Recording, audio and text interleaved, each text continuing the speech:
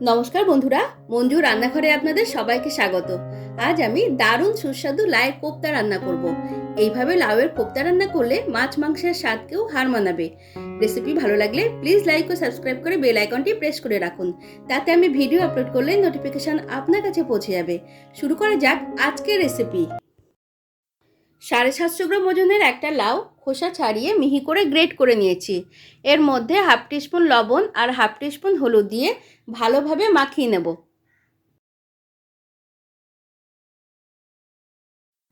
মাখা হয়ে গেলে ঢাকা দিয়ে 15-20 মিনিট রেখে দেব, যাতে এর মধ্যে থেকে জল খুব ভালোভাবে বেরিয়ে আসতে পারে। 20 মিনিট পর ঘুরে আসলাম। লাউ থেকে প্রচুর জল বেরিয়েছে। এই জল সব চিপে বার করে দেব। যত ভালোভাবে চিপে বার করা যাবে ততই কোপ্তা করতে সুবিধা হবে।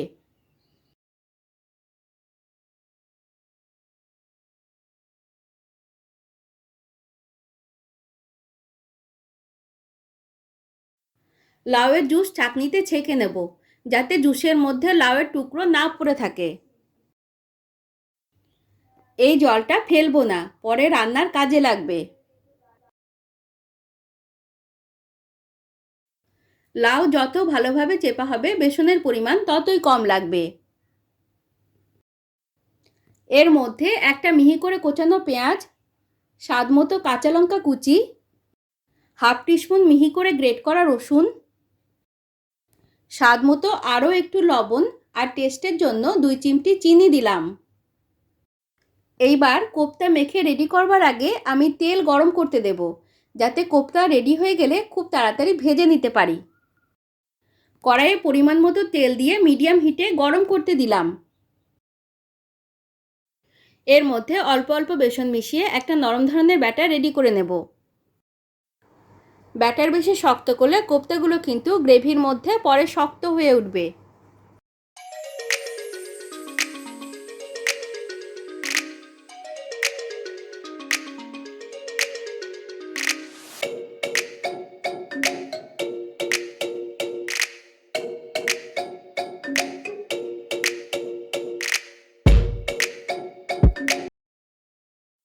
ব্যাটার রেডি করতে আমার প্রায় 1 কাপ বেসন লেগেছে। মাখা হয়ে গেলেই সঙ্গে সঙ্গে এইরকম ডুমো ডুমো করে ভেজে নেব। তো আমি মিডিয়াম হিটে একটু টাইম নিয়ে কোপ্তাগুলোকে ভেজে নিচ্ছি। হাই হিটে ভাজলে কিন্তু বাইরের অংশ ভাজা হয়ে গেলেও ভেতরে লাউ কাঁচা থেকে যাবে।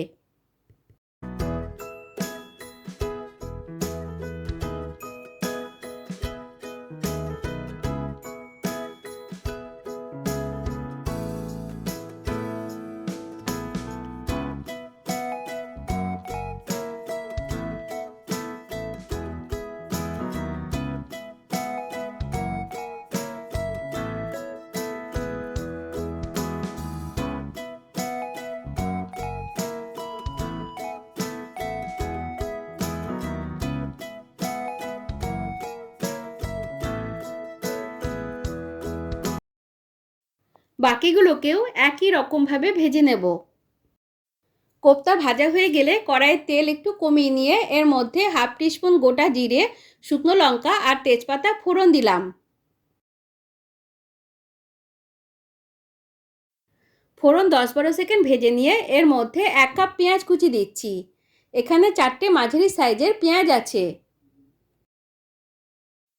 পেঁয়াজ কুচি ভেজে একটু নরম করে নেব। প্রায় হাফ টিস্পুন লবণ দিলাম, এতে পেঁয়াজ কুচি তাড়াতাড়ি নরম হয়ে যাবে। পেঁয়াজ কুচি নরম হয়ে গেলে এর মধ্যে ডুমো করে কেটে রাখা 2টো বড় সাইজের আলু দিচ্ছি।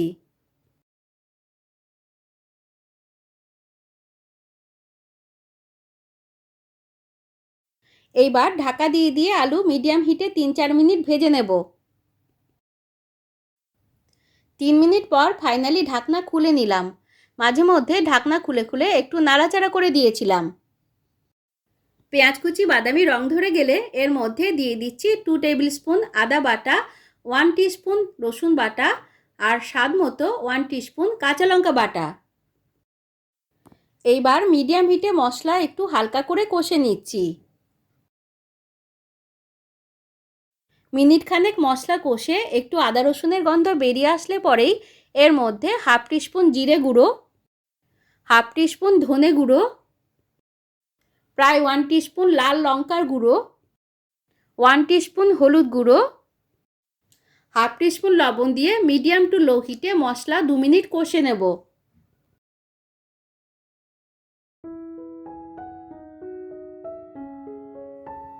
মশলা একটু কষা হয়ে গেলে এর মধ্যে দুটো মাঝারি সাইজের টমেটো কুচি দিচ্ছি।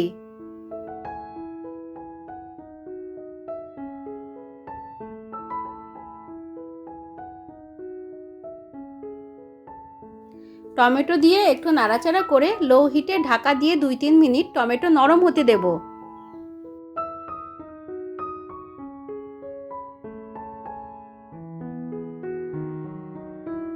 টমেটো একটু নরম হয়ে গেলেই আলু সেদ্ধ করার জন্য লাউয়ের জুস দিলাম। জুস ভালোভাবে মিশিয়ে নিয়ে ঢাকা দিয়ে লো হিটে আলু সেদ্ধ করে নেব। এখন হাই হিটে জাল দিলে গ্রেভির কালার খারাপ হয়ে যাবে।